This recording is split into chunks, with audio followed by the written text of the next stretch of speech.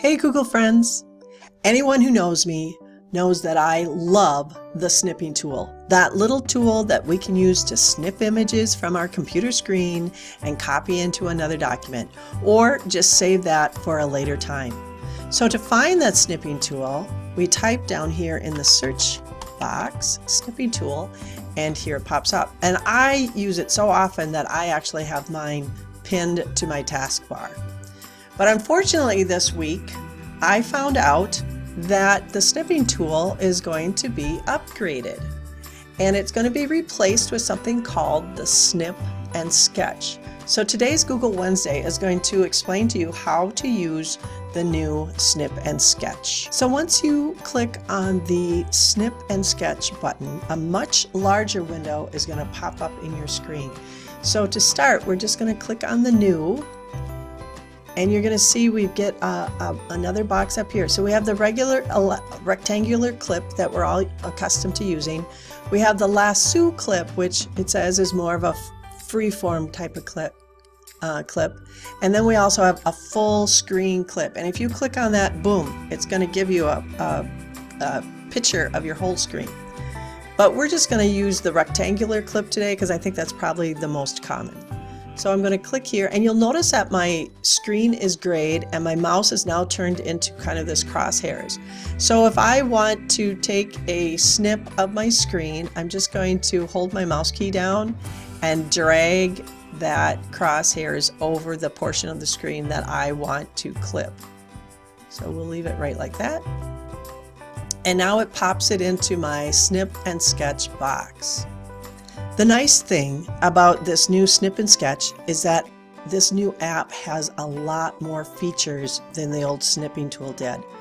So if you're using a touchscreen monitor, you can enable the touch writing. Now remember, this is a Microsoft product, so it's not going to be available on Chromebooks, but I'll show you next week how to do screen clippings on a Chromebook. But it does have the pen, and if I click on that pen, it has this little down arrow. I can choose the color of the pen I want to use. We'll just leave it as red so I can draw with my mouse if I need to. Then we also have a pencil. Again, we have a choice of colors to use. We want to write on here. Not very good writing with my mouse. We also have a highlighter that allows us to highlight things on our snip.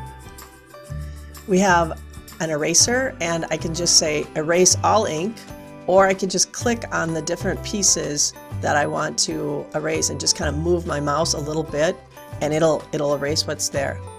Now, they also have a ruler, which is something new that you can use with a snip. I'm not quite sure how I would use that. But we also have not only a ruler, but a protractor that we can use as part of our snip if we had to. And to remove those from your snip, all you have to do again is click on that orange box. And then of course we can also crop our image. And I think we're all pretty familiar with how to crop an image. So we can do that. And if we like the crop or like where it is, we can click on the check mark to apply it, or we can click on the cancel button to cancel it. So I'm just going to cancel that crop.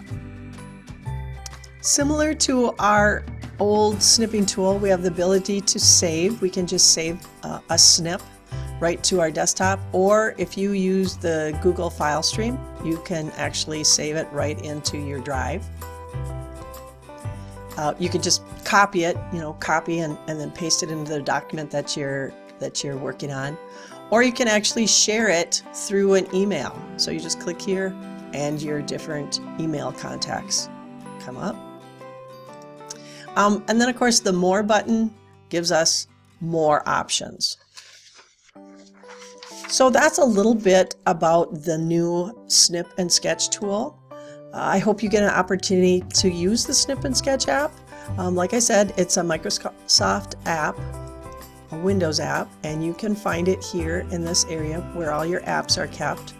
And you can just scroll down. Here it is, Snip and Sketch. If you're like me, and I'm just going to close that out for a minute. I'm going to go back to my Snip and Sketch. If you're like me and you feel that you might use it a lot, all you have to do is right click on that and say more, and you can say pin to your taskbar, and then it'll actually pin it down here to your taskbar so it's always available. So I hope you learned a little bit about the new Snip and Sketch, and I hope you have a great week. Happy snipping!